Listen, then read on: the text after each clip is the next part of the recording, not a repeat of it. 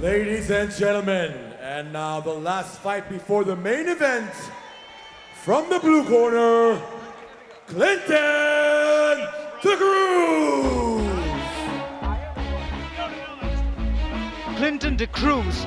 The interesting aspect of Clinton is I also request all the told- fighters, जितने भी fighters हैं, I've please been अपने told room से that चले जाएं. in the amateur record, he has 25 wins in jiu-jitsu, 13 wins in kickboxing in the amateur circuit.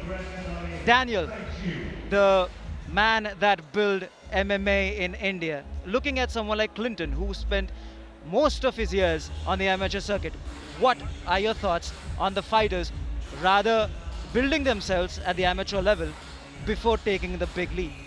Well, I think there's one important thing is that these fighters are definitely building their experience in at the amateur level, but I guess they reach a point where they have to find some sort of compensation for all the training they're doing. And I don't think that exists in the amateur ranks, and so they need to take that step to fight in pro. I mean, it's obviously a decision not just of the fighter, but also his coach. But yeah, I totally understand why fighters like Clinton want to make that switch to pro. Now, I want to get your comments on the interesting couple of lines that Vikas said. Now, before that, we go to Jared inside the cage. And his opponent from the red corner, Kapil Kumar. Kapil Kumar. Now, Daniel, before we talk about Kapil and this fight, once again, I want to ask you about Vikas's comments and what your thoughts are. Well, if Vikas Daya is listening to the broadcast, if he was watching the fights tonight, I think he should man up, cut some weight, come back for MFN3. So you would roll out the red carpet for MFN3 for someone like Vikas Daya. Well, I definitely, obviously there are rules and sanctions in place, and I guess he'll have to go through that protocol because there was a lot of money invested into him, promoting him for this fight. And I guess fighters need to understand that when a promoter puts in a lot of investment to promote him and he reaches this platform, he has to show professionalism. So, leaving aside all of those points, I think it's so important that this rematch happens. But will MFN put it up? We don't know. Right. Now, we look at the tail of the tape for this bantamweight fight. 27 years, Clinton, 29 Kapil, 61 kilos, both the fighters. Clinton with the BJJ background, Kapil with Wushu.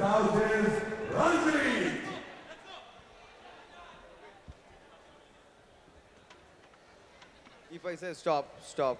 Okay. Show a clean fight. Touch the gloves if you know. No messing around by Ranjit in that one. No messing around, indeed. He says if I say stop, you stop. And he was an ex-fighter.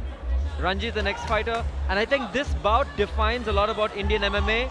We have Kapil, who I believe is old school Indian MMA, and we have Clinton, the new generation of well-rounded MMA fighters. Talking just a bit about Clinton, he is teammates with obviously Shrikant Shekhar, who fights in the main event. I asked Shrikant about a few things regarding Clinton. What he told me was Clinton spars with people that are at least 2 weight classes above him in the gym. And the fact that he is so well-rounded that no fighter wanted to take a fight with him. Well, I definitely think he's the right opponent for Kapil, because Kapil has some heavy hands. Kapil has a ton of wushu experience. He had so many fights during the early years of Indian MMA when we were launched onto the mainstream television, and Kapil knocked out a lot of fighters. A lot of proper jiu-jitsu guys weren't able to submit him. So if Clinton is able to submit him, I think that's gonna speak for itself. And this is also a rematch. A few years ago when these two fought, Clinton defeated Kapil, if I remember, in just 30 or 40 seconds in the first round. So I'm really looking forward to see what this bout has in store for us. As of now, it looks like the same thing. It just looks like Clinton's on top, Kapil's at the bottom. Him being primarily a striker, I don't know what he's going to do at this point. But if for some reason he's able to reverse the roles, that's when it's going to get interesting. Now what this also highlights, and I need to get your perspective on this, is not just the evolution of Indian MMA, but the evolution of fighters' mindsets. where they would rather spend more time at the amateur circuit, develop themselves, develop their games, and then come to the pro aspect of things. As someone that has been seeing things, overseeing things for the past decade or two in India, how do you see this changing mindset of the fighters? Well, I definitely think that the amateur Indian MMA fighters are a lot smarter now. They're taking their time to they're investing their time with proper grappling training, and I think that's so important. You can't just be a boxer who can wrestle and fight in MMA. So when fighters are competing in jiu-jitsu, they're taking the time to go overseas, train and fight. I think it definitely says a lot about the mindset of Indian fighters today. Right, and Clinton also, just talking about his BJJ and his training, I was told that he was once selected for the Asian Championships as well to represent India in BJJ. And he's not just someone that sticks to BJJ, he's won national competitions in boxing as well. So you know for a fact that he has taken his time, he has taken the pain to actually become well-rounded. I totally appreciate that, but as of now, this fight does not have fireworks. We're waiting to see some more action. The audience is getting impatient. The corners are quiet right now. Clinton right now is taking Kapil's back.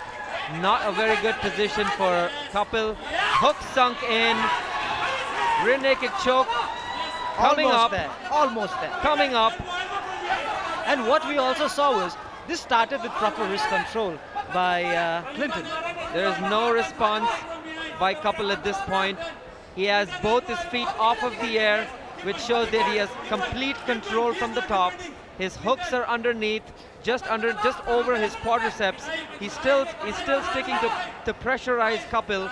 He's waiting for that chance that he can slide his forearm under the neck and put in that rear naked choke. What I think Kapil was doing there was holding on to Clinton's gloves. But now obviously that is done, and Clinton is looking to cinch in that rear naked choke. Clinton looking very confident with his top game. Now looking for an arm triangle. Kapil has absolutely no answer for Clinton. He tries to power out, but it's just not working. Clinton's balance seems 100% legit.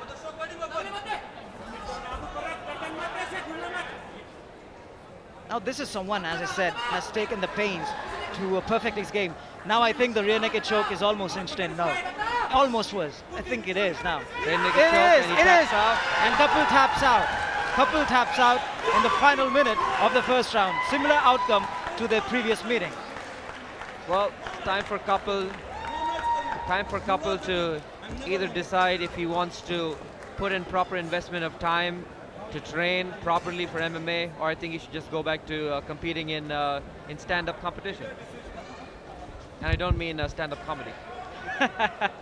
But coming from a wushu background, you would have expected Kapil to at least implement his game plan rather than succumb to Clinton's. Well, that's the whole the objective of having a proper game plan. Being a jiu-jitsu guy, Clinton just neutralized Kapil's stand-up skills to literally show Kapil that he had no skills at all for this fight. Clinton trains out of, as you might have seen, the ICSA in Bangalore, the same gym that Shrikant Shekhar trains out of. ICSA, one of the legit Now we go to a challenge at the jiu-jitsu cage. gyms from Bangalore. Ladies and gentlemen, the referee Ranjit has stopped this contest in 4 minutes and 16 seconds of the first round. And the winner by submission by the rear naked choke from the blue corner, Clinton de Cruz.